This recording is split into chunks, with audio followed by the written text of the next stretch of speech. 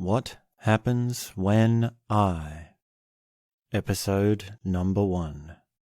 What happens when I speak the truth?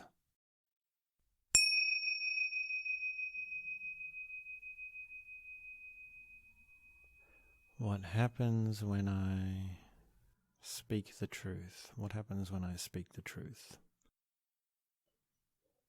Well, this is the age-old philosophical question. What is truth? What is truth? Can the truth be spoken at all? Is truth something that can be expressed in words? And there's an easy answer to this, which is anything that exists is true. Because anything is a fractal of the rest of the entirety of the cosmos. Which means that anything that is said has at least some kind of truth. Some amount of truth. And that is the answer to what is truth from the standpoint of ultimate truth. And then we have our relative truth, because we can say, well, some things are more true than others. Some things have more truth to them than others. Sure, everything exists. And if you want to say that anything exists is truth, then everything contains truth. But to what degree? Like, how do you decide? And what I stumble upon is, well, what's the meaning of it? What's the significance of it? And I don't think you can devoid truth from meaning and significance. Like, what does it mean to you? So what happens when I speak the truth could be like, what happens when I talk about what's most significant to me? That could be another angle of coming at this. And sure, there are things that I've said that are more true than others. And if I ask myself, well, what's an example of something really true that I've said? Something that's really rung true. It has the ring to it, the ring of truth, the sound of truth, the vibration of truth.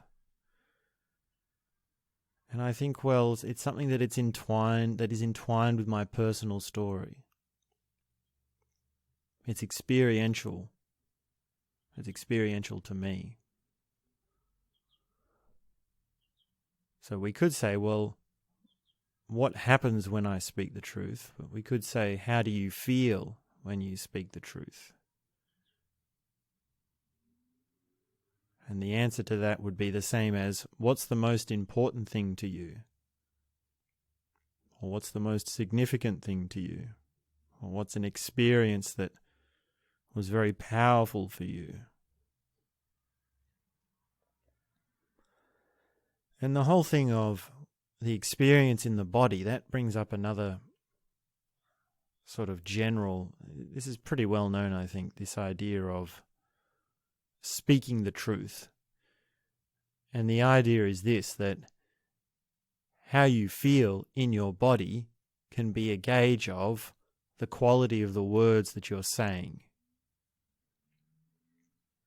And to an extent that can be correct, but to another extent, well, then you can ask, how do you know that your feelings are wired in such a way as they are posed towards something truth? And I can see now what's happening is we're sort of setting up this philosophical definition and then working with it. So if we go back to square one, what happens when I speak the truth, and I just answer it, well, I can say I feel very good. I feel confident. I feel clear. And I often speak more slowly, I think, when I speak the truth. And there's a difference between an intense experience or a powerful experience and speaking truth. Because it might be that, well, that just points out, now I'm thinking too fast for what I'm saying. That points out how meaning is perfectly nested in the individual. It can't be separated from the individual. And there was another thread that I had. Let me just see if it's going to come back. Feeling how you speak, and then the intensity. And, well, put it this way. Another way of putting it is how clear something is in conveying something. How clear words are in what they represent. So if we say we have reality and our words are trying to represent parts of it, then we can say, well, how much of reality does a certain collection of words cover? And then we can also say, when you say these words, the person that hears them has an amount of understanding which is dependent on how much they know or how much truth they have, how much overlay there is with their words and reality. And that's, in my mind, a never-ending scale. It's a scale from 1 out to 1,000,000 and then back to 1. Or out to infinity and then back to 1. Because we can always put an ever sharper increment on the descriptions that we make of things. That's the game of cognition. That's the game of the mind. That's the game of comprehension. And then we can also always come back to this thing, well, everything is one. What is truth? Well, what happens when, okay, here's another idea. We have these sayings which are considered truth. So is truth contingent on what words it is? Are some words more truthful than others, or some sayings more than others? If I say everything is one, or there's only one universe, or the cosmos is infinite, or we're all connected, and so on, any other sort of cliche insight that you want to add to that, we can say, is that true? Is it true? Well, you can't argue with it. I mean, are you going to argue with the universe is infinite? The universe is finite? Or what about, if you want to argue with that, we can say something exists. Are you going to argue with that? That can be our ultimate truth. That can be our top of the pyramid. But I see when I say that, because we come back, what are we discussing here? We're saying, what happens when I speak the truth? So what's happening is I'm saying these catchphrases, and my relationship to the words is also coming across. And I'm saying, well, they're cliches. Well, they don't really resonate with me. I don't really feel them. I'm worried about what other people think. Oh, that's a good line. When I speak the truth, do I care what other people think? No, I don't. And there's some nuances to it, which is there's a bitter sort of, I don't care what you think. I don't care what you think. And then there's the I don't care what you think of in the sense of like belittling. Well, I am right. And you are just ignorant sort of thing. But then there's also the I don't care what you think, but I can do that respectfully. And I can keep it to myself because it means something to me. So when I speak the truth, I can know that people might disagree with it. I can feel that people might disagree with it, and yet still have it remain within me with some kind of resonance, with some kind of positive feeling along with it. So what happens when I speak the truth? Well, no one can argue me out of it. No one can talk me out of it.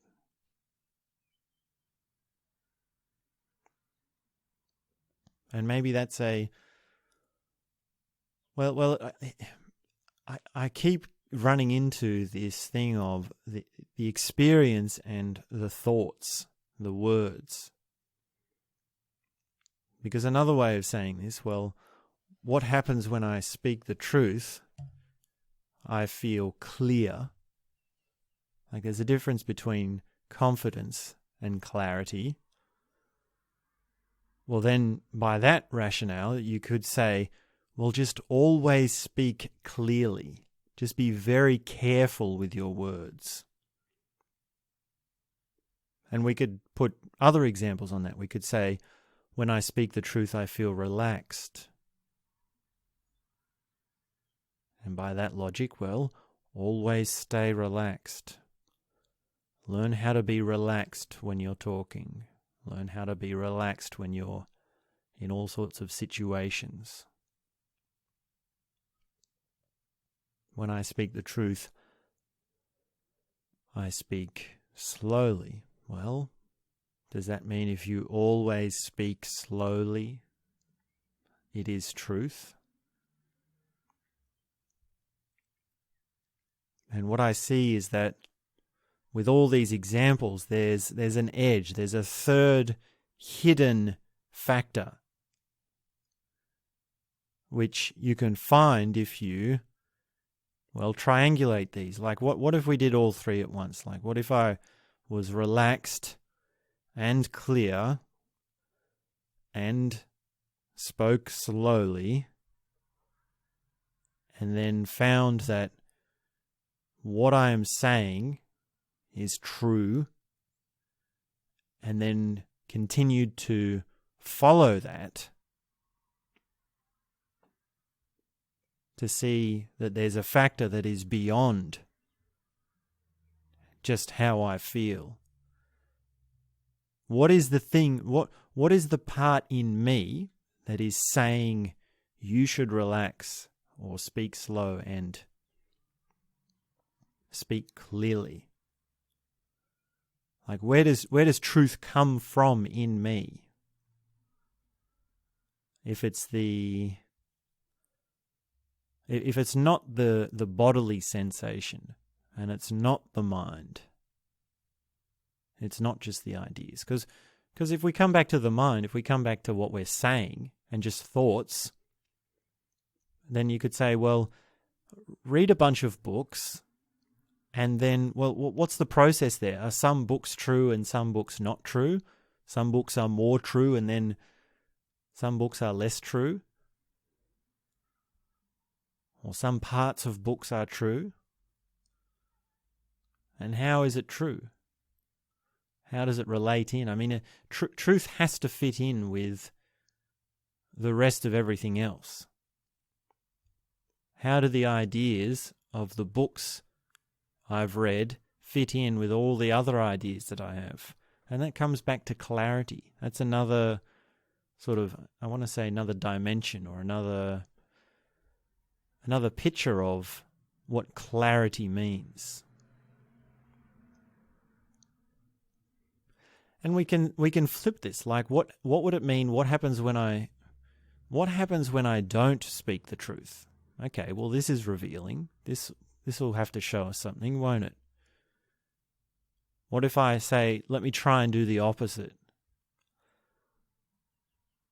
Well, what happens when I'm inauthentic? And this is what I'm thinking most is the interpersonal. The talking to someone face to face, like, hi, how are you? Oh, let's have a conversation. Tell me about this, or let's talk about that. Then you can say that, well, there's something in me that might want to lie or not completely express myself, or it won't come out real because when I'm in that situation, I'm considering the other person. And I'm also considering my own image of myself. I'm trying to keep intact my idea of, oh, I'm a good person or I'm a smart person. So in that, well, that gives a lot of opportunity for speaking things that aren't the truth. Because it might be that in a certain situation, to speak the truth, it's a rotten truth. Like, here's a good question then. That's what we've just stumbled upon. Is the truth always beautiful? What's the difference between a rotten truth and a beautiful truth?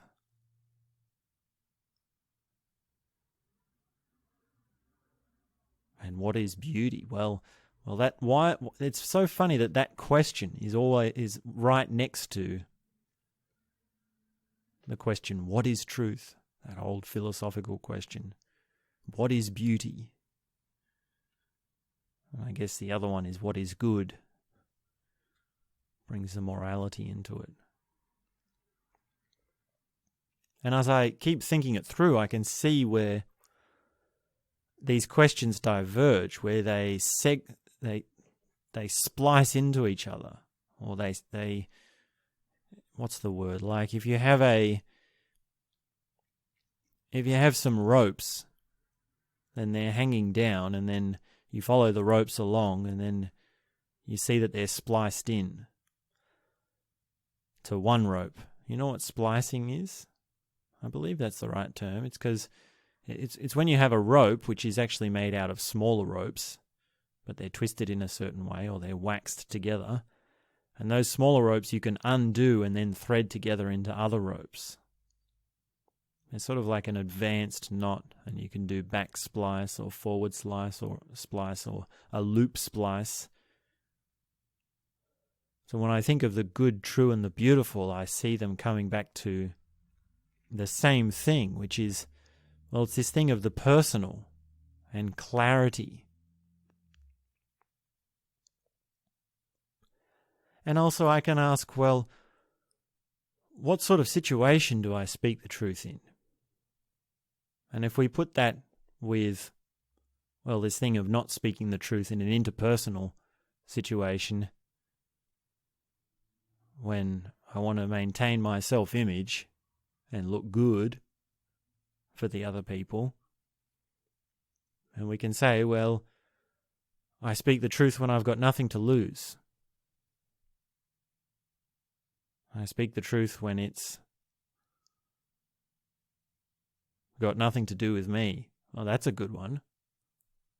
Can we say a truth that has nothing to do with us? Like if I talk about some far-off event that never occurred to me, or that I was never, like something in history or something in the world, what is the truth of the matter? Can I know the truth of the matter? And if I'm talking about it, well, what does that really say? Because I'm going to have some sort of feeling about it. That could be a defense, like how I talk about world events. That could also, well, it could be in the same category as just trying to make myself look good, or trying to uphold some sense of, oh, yes, I know what's going on. And right now I feel like I'm thinking too fast to put all that's happening into words. There's really too much going on. When I speak the truth, I take a risk. When I speak the truth, it's personal. When I speak the truth, I have clarity. When I speak the truth, I'm relaxed.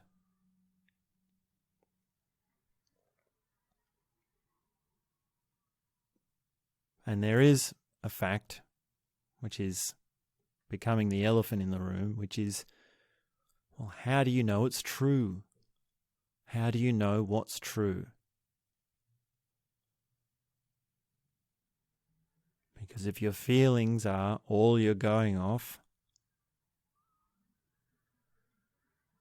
well, how can they be reliable? Is truth timeless? Is truth always going to be a truth? If you say something, is it always true? There's a good question. If I say something true 1 minute, is it still true the next minute?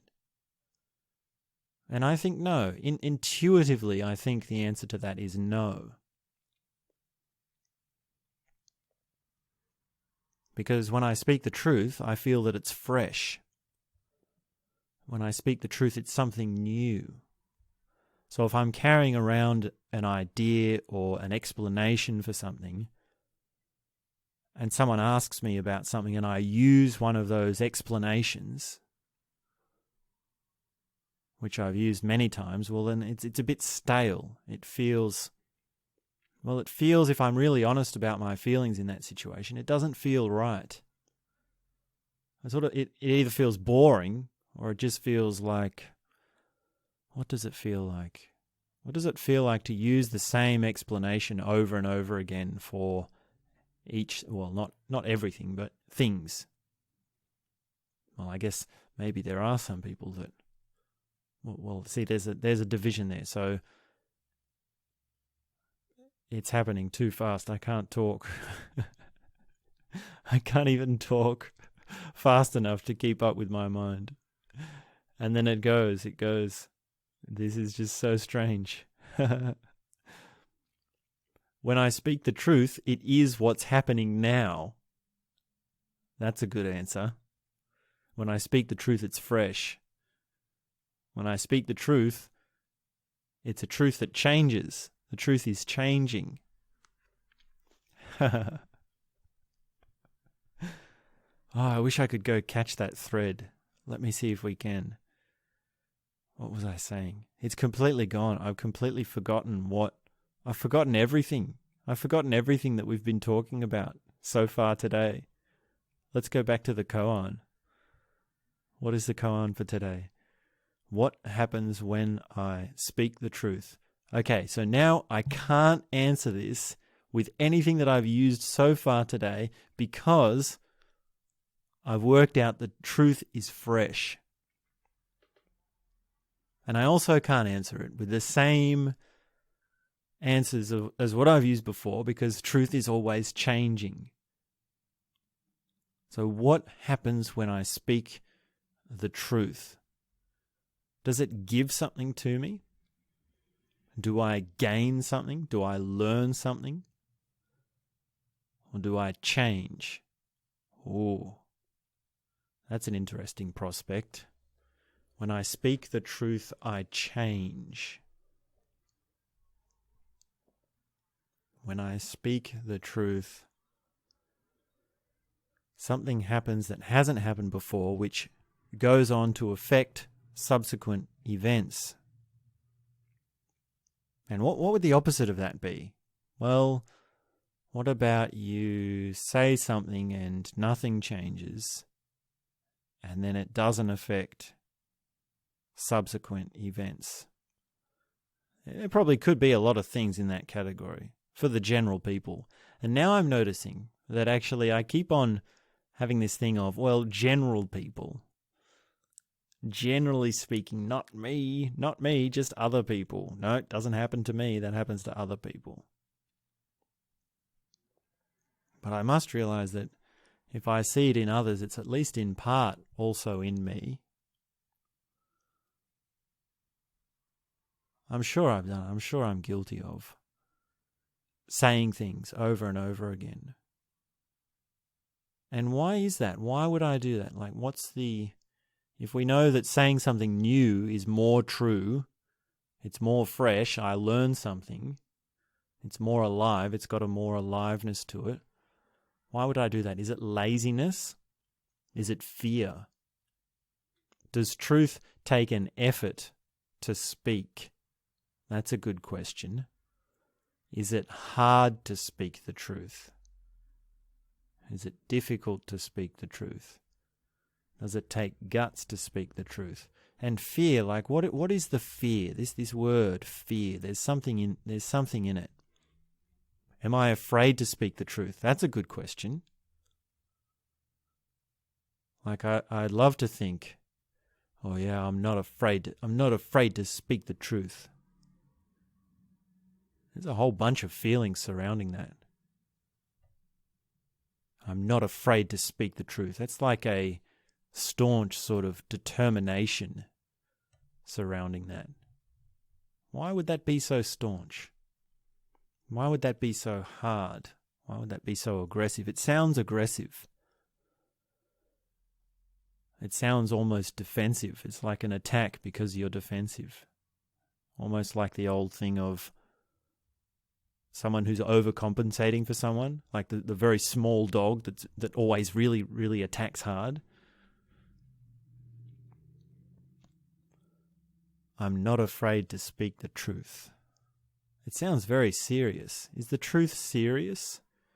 Do I become serious when I speak the truth? Do you always have to be serious to speak the truth?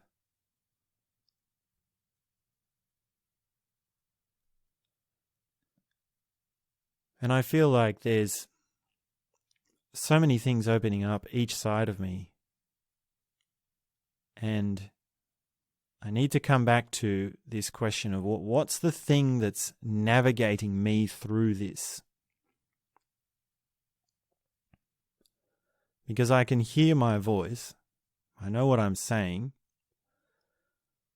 and yet there's something deciding what to expand on, what to speak more about. And I don't know if I can trust that thing, because there are blind spots or there are things that I want to avoid. There are things that, well, it's tied in with how I see myself as well. It's tied in with what I think of myself. So what I'm really afraid of is to find out that I'm not what I think I am. And even now I can feel when I say that, it's almost like one of these cliche truths.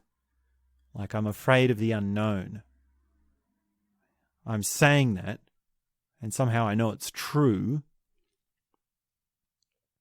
but I don't have the depth of the experience to go along with those words. When I speak the truth, now how would that relate back to, well, how does the fear of the unknown relate back to our koan for today? When I speak the truth, I know that I can't know. When I speak the truth, I'm stepping into the unknown. When I speak the truth, I don't know what is related to it, how it fits.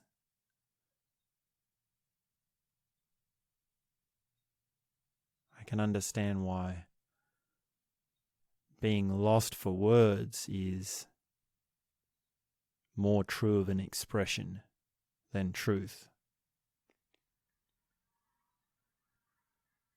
And I do wonder, can truth be put into words?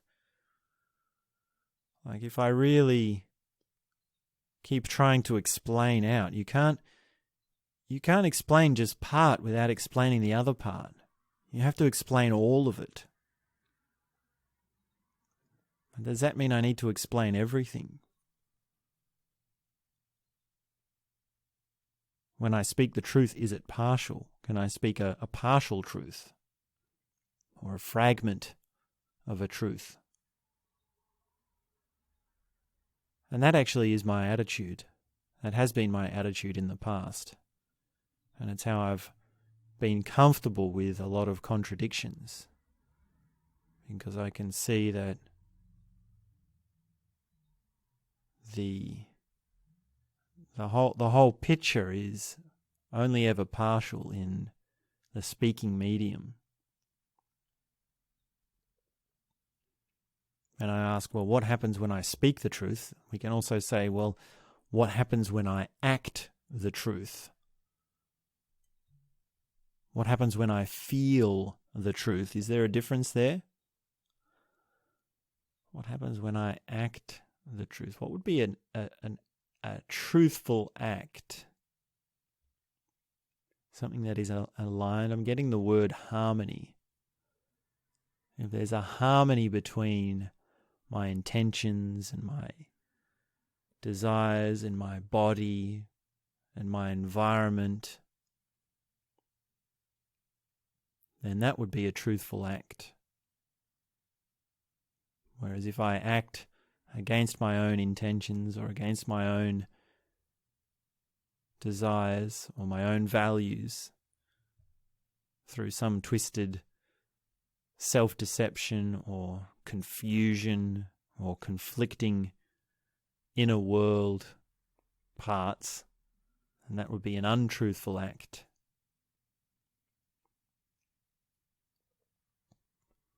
So the truth is harmonious. So when I speak the truth, it's in harmony with the rest of me. It's related to more of me. So it's not just related to my feelings, but it's related to my deeper values. And it's not something shallow like my self-image, my ego.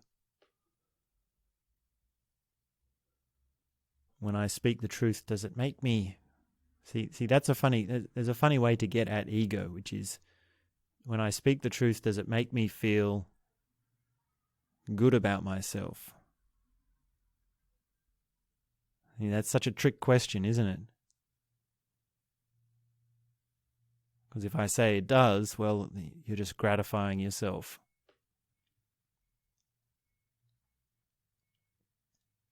And this word self is so tricky. It's so funny. And there's something also which is, there's got to be something with being present. There's got to be something with the here and now. And I largely try and avoid this whole thing of the here and now. It's such a, it's a cliche. It's a cliche. And I know it's true. I mean, I've had very powerful experiences of the now. I have encountered the now. So I'm not saying it from an outsider's point of view. I'm saying it as a sort of skeptic of the way we talk about it. So let me figure it out. Let's work this out. When I speak of truth in the present, it has a quality to it which can't be put into words, which I don't understand, which is beyond me.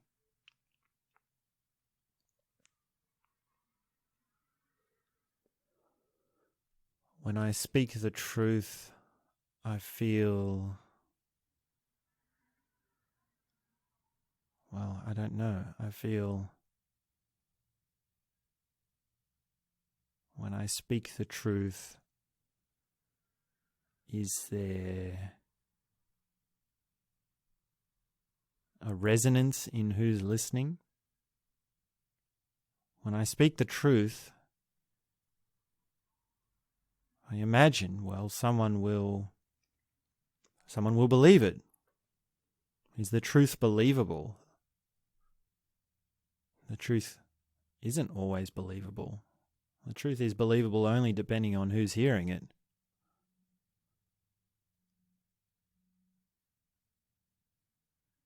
When I speak the truth, is it far outside my realm of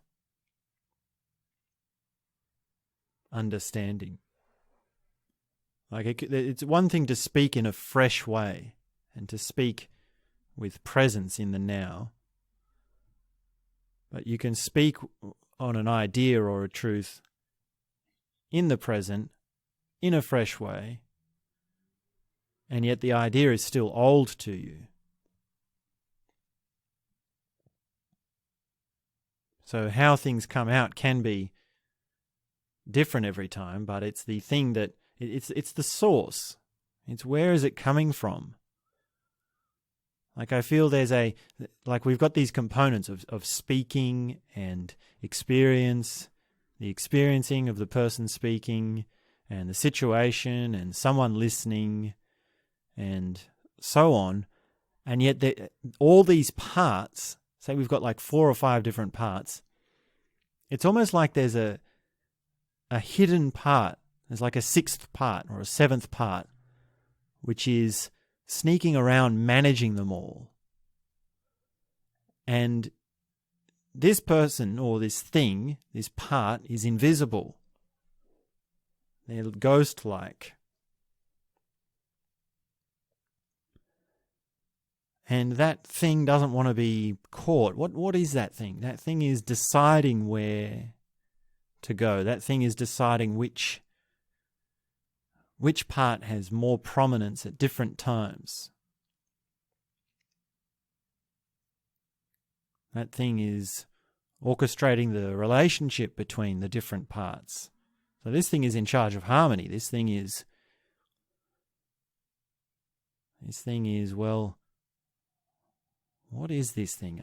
See, there's no word for it. This thing is, well, can this thing be hurt? Can this thing be destroyed?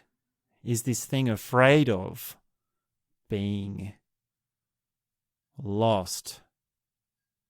Is this thing some sort of transcendent property?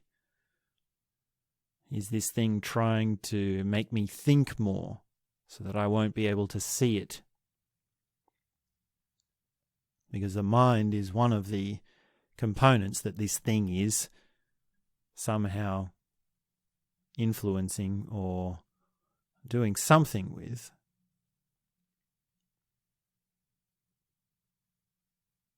And for now, I guess I can say, well, that's a mysterious part of my being. It's a mysterious part of my inner world. And I don't feel to rid myself of it. It's just a deeper component which is unfamiliar to me. And if I say, well, what happens when I speak truth?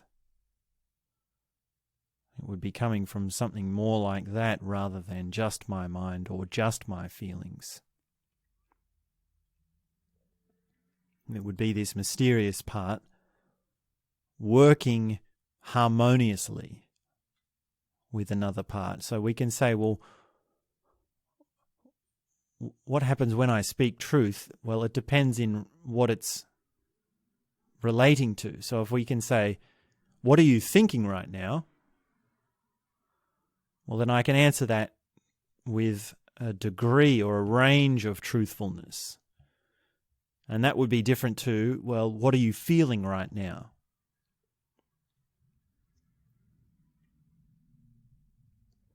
And when you say, what are you thinking right now? Well, it might be, well, do you want the exact narrative of the thought? Like a transcription of the train of thought as a voice recording, like a sort of voice file sort of thing? Or do you want what I'm thinking about, which is an honest summary? And the trick with giving summaries of what you're thinking about is, well, you can leave out, you can polish it up, you can put it in a positive light. You can put it in a I have to admit that I'm pretty good at leaving out certain details. when I'm with particular people. I mean, it's really up to me now. And then feelings, well, what happens when I speak honestly about my feelings? Well, it feels good. I feel more understood. I feel that I have to take my time with it. So if someone asks, how are you feeling? Then I really do have to take my time if I want to answer that honestly.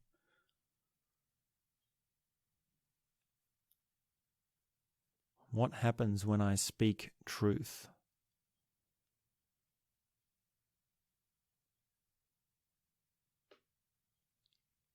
I wonder if there is a depth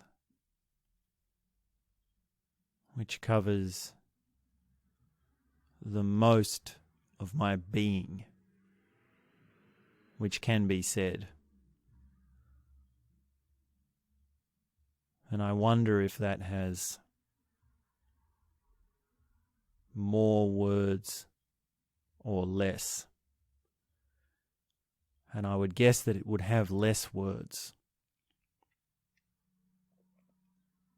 So when I speak the truth, I use less words. And it's funny that basically all the words I use, they've been used before. I mean, except for the few words that I make up for like a nickname or a expression or a gibberish sort of expression. Every word has been used before. Right? So what does that mean? If we're all using the same words, and yet somehow some people are more truthful than others. Some words contain more truth than others. So it all comes down to the context. Is that what it is? It's just the order of the words which we talk with. And I can see a trail leading off into the distance of, learn more words, learn more expressions, learn more terms, become an encyclopedia. But I don't know if that really helps with truth, particularly personal truth. There's something, like I'm not against increasing your vocabulary, but I feel in this situation that doesn't really help. It's really just mind stuff. That's intellect. And we're trying to get here at the being, which is all the components, including the unseen components.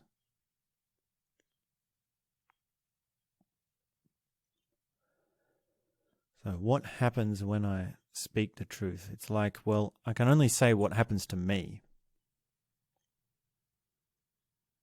I wonder if there's this thing of, is there a proportion of people's reactions? When you speak the truth, there's a certain reaction. Like, can you gauge truth by the reaction of the crowd? Can you gauge truth by how other people take it? Well, no, it's always got to come back to the personal. I mean, you're always going to be, and I mean this not in a finite, I shouldn't say always, I should say there will, so you won't always be, but it will always be a component of your situation. I need a word that's bigger than situation. What is it? It's, say you're experiencing life. We can say it always comes back to you, or you're always in your personal perspective. You've always got your subjective perspective. And that's true. That's in a sense, yes, that's what we're working with.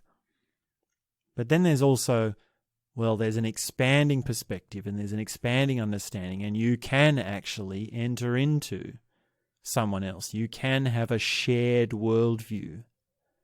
There is a blurring of the personal into the collective. And yet both those things are always there. Both those things are things to contend with.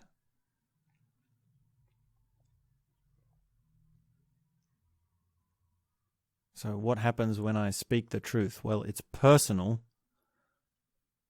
but it's also the case that what is personal is changing and expanding.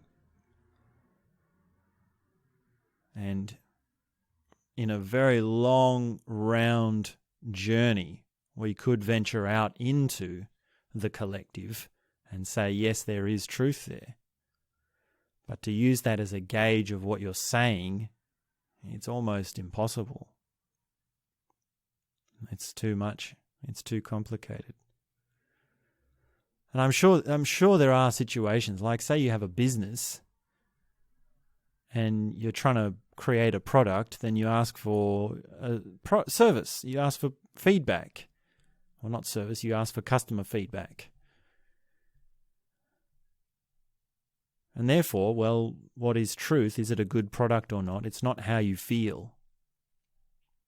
It's what the masses think. And maybe it's not good, but valuable or of use. It really says something about the values of the society that you're living in, not the personal experiences of. Well, that's where the values and the personal experience collide. That's where the personal and the impersonal collides. Yeah, I can see it. It's so clear to me right now. And yet I wish that I could put it into words. Like what is a way of explaining it? Like, is the truth an explanation? What is an explanation? That's a good question. Is that like a dumbing down of a truth? Like if I say something and it rings true and it hits all the buzzers of my being, and it's just, yes, it's just full on like say, yes, that is the truth. And it's personal and it's deep and there's nothing you can do about it. And it's like, wow, I am speaking truth. And then you say, well, can you explain that? Now, is that explanation of that thing, is that going to be true? Is it going to be a true explanation? Is it going to be truth? Well, how I explain it depends on, well, my cognitive ability and a whole bunch of other things.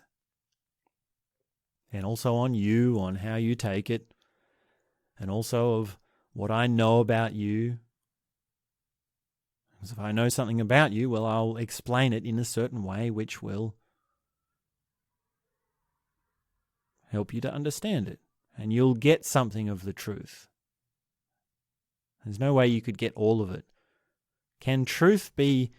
That's a good question. Can truth be explained through words? Can truth be got by words? Like if I sit here and let's imagine this. Say I'm sitting here and just everything I say is true. I'm just spouting it out. Would you get it? Would you eventually have truth? And I remember this great Osho lecture, actually. I think it's The Guest. It's a series from Pune 1, I believe. A very old lecture series called The Guest, and it's on Kabir. And what does he say? He says, truth cannot be taught, but it can be learned.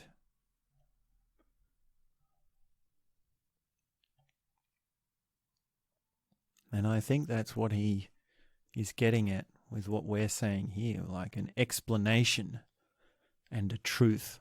Like, is a truth a statement? Would truth be a statement? Like a declaration of truth is a statement. It's not a question. It's not an argument. It's not an essay. It's none of that. I guess that's why a lot of these mystics, like Osho, state things. Like when they talk, they have a very much a, here is a statement. And now I'm seeing, well, there's a scale in there of statements and explanations. And how much it covers understanding and how much it conveys, it's all flowing outwards.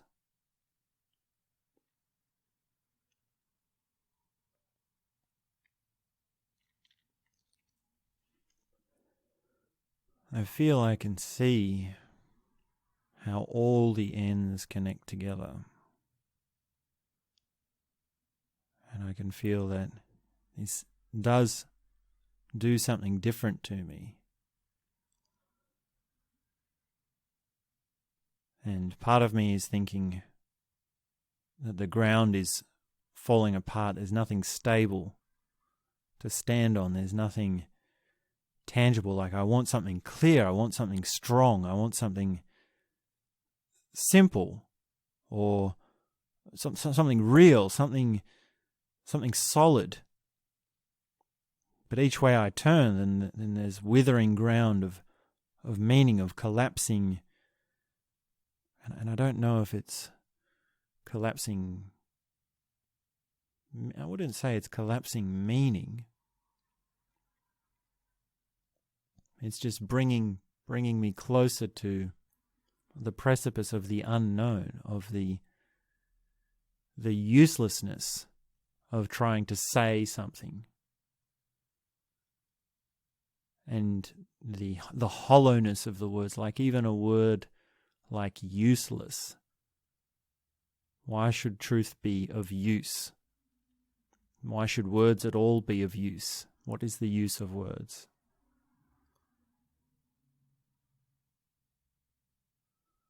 What happens when I speak the truth?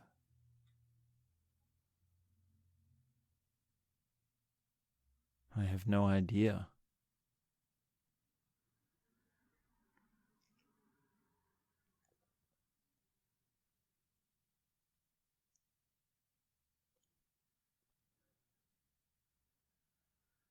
And I've also known in the past that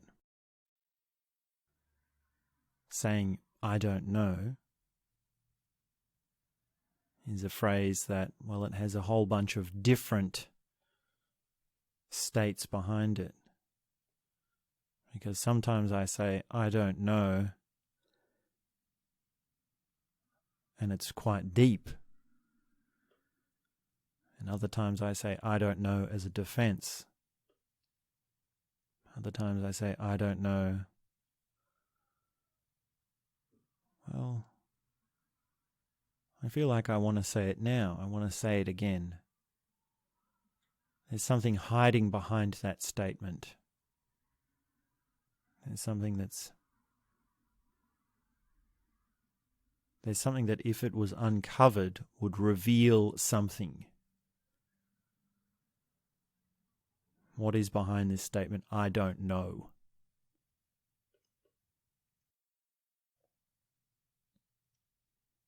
Well, when you say, I do know, you say, well, what is it? Are you going to explain it? Are you going to explain it? Can you explain what you don't know? I